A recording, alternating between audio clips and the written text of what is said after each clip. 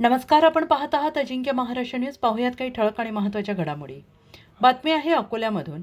मिरचीपूड हल्ला करून 1,20,000ची लूट, 6 तासात आरोपींना बेड्या ठोकल्या. अकोल्यात भरदिवसा मिरचीपूड फेकून 1,20,000 रुपयांची जबरी चोरी करणाऱ्या लुटारूस खदान पोलिसांनी अवघ्या 6 तासात गजाआड करून गुन्हेगारांच्या छातीत धडकी भरवणारी धडाकेबाज कारवाई केली.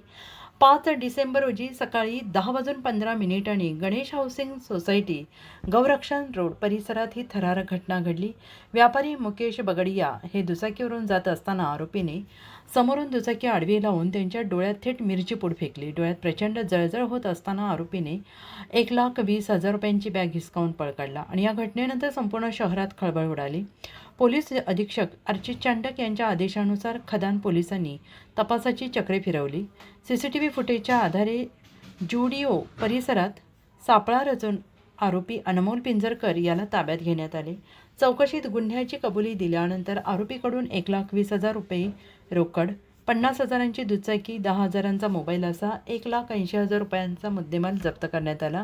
भरदिवसा मिरचीपूड टाकून लूट करणाऱ्यांच्या मुसक्या आवळल्याने नागरिकांनी खदान पोलिसांच्या धडाकेबाज कारवाईचे स्वागत केले आहे. अजिंक्य महाराष्ट्र न्यूजसोबत प्रतिनिधी संजय दास, अकोला.